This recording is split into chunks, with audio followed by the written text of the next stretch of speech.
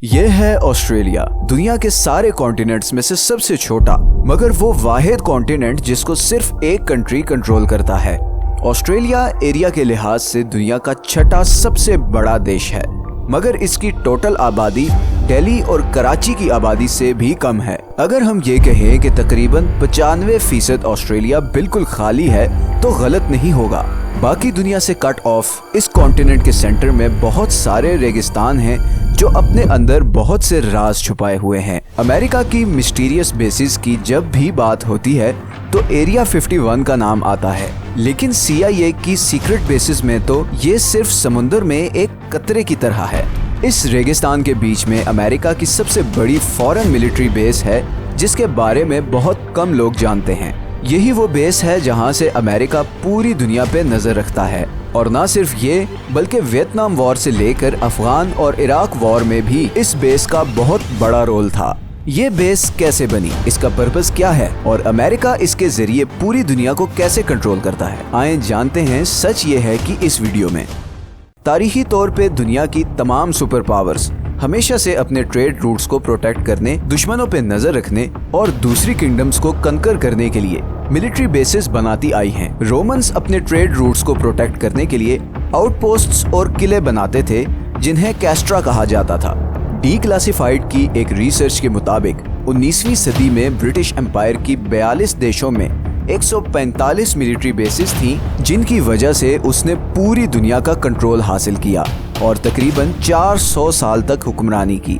कुछ ऐसी ही पोजीशन आज की डेट में अमेरिका की है। ये बेस 1970 में कोल्ड वॉर के दरमियान बनी, जिसमें अब तकरीबन 800 लोग काम करते हैं। अगर आप ऑस्ट्रेलिया के शहर एलिस स्प्रिंग्स से 10 मिनट की ड्राइव पे साउथ वेस्ट पे जाएं, तो आपको ऐसे वार्निंग साइंस नजर आना शुरू हो जाएंगे, और इन साइंस से आगे एक top secret joint intelligence base है जो अमेरिकन और ऑस्ट्रेलियन गवर्नमेंट मिलकर चलाते हैं, और इसका नाम है पाइन गैप। इस बेस का ऑफिशियल कोड नेम है प्रोजेक्ट रेनफॉल, और इसके पीछे एक बहुत ही मिस्टीरियस स्टोरी है जिसके लिए हमें 1960s में जाना पड़ेगा।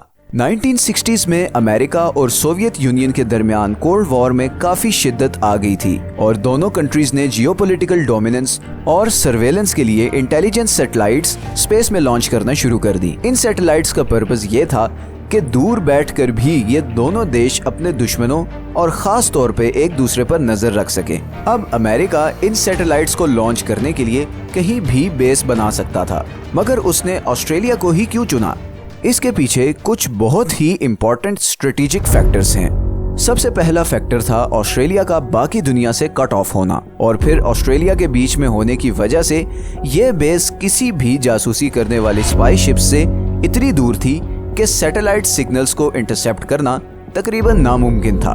दूसरा फैक्टर ये था कि ये बेस किसी ऐसी जगह ही बन सकती थी जहां पर आसपास के पहाड़ या टीले 6 डिग्री से ज्यादा ना हो, ताकि ईस्ट और वेस्ट में मौजूद सैटेलाइट स्टेशंस के साथ जबरदस्त कनेक्टिविटी कायम रहे, और इसी के थ्रू इंडिया से लेकर चाइना, नॉर्थ कोरिया और रशिया तक की निगरानी करना आसान हो।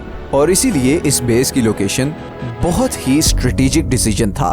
1966 में ऑस्ट्रेलियन और अमेरिकन गवर्नमेंट ने जॉइंट इंटेलिजेंस की ट्रीटी साइन की, और फिर 1970 में ये बेस एस्टेब्लिश हो गई।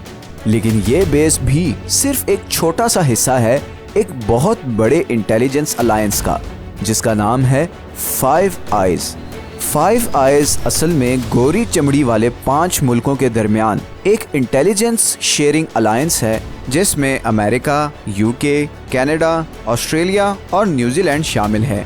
ये अलायंस वर्ल्ड वॉर 2 के दरमियान शुरू हुआ, और फिर 1970 में पाइन गैप के आने के बाद एक जबरदस्त इंटेलिजेंस शेयरिंग मैकेनिज्म बन गया, जिसके जरिए ये 5 देश एक दूसरे के साथ टॉप सीक्रेट इंटेलिजेंस शेयर करना शुरू हो गए।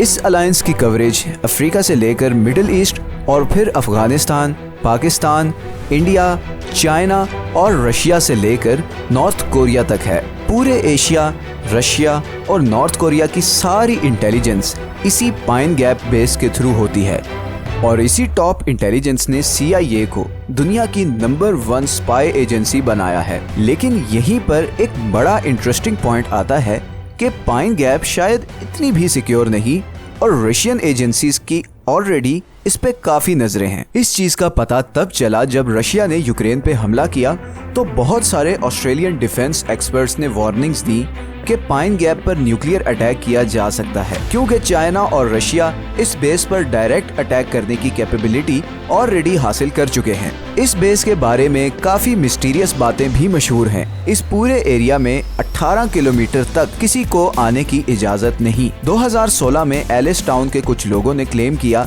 कि उन्होंने पाइन गैप के आसपास यूएफओज को उड़ते देखा। इस क्लेम को कभी वेरीफाई नहीं किया जा सका और ये बात न्यूज में ही दब कर रह गई। सुपर पावर के एजेंडा के लिए अपनी जमीन देने का अंजाम पाकिस्तान अभी तक भुगत रहा है। इस बेस की वजह से ऑस्ट्रेलिया के लिए फ्यूचर में क्या खतरात होंगे ये तो आने वाला वक्त ही बताएगा। ये हैं वो सोर्सेज जहां से हमने इस वीडियो के लिए कंसल्ट किया है। अगर आपको ये वीडियो अच्छी लगी है तो इसे लाइक और चैनल को सब्सक्राइब जरूर कर दें। हमने अभी और बहुत से इंटरेस्टिंग टॉपिक्स पे वीडियोस बनानी है, तो आपकी सपोर्ट बहुत जरूरी है। अपना ख्याल रखिएगा, मिलते हैं नेक्स्ट वीडियो में।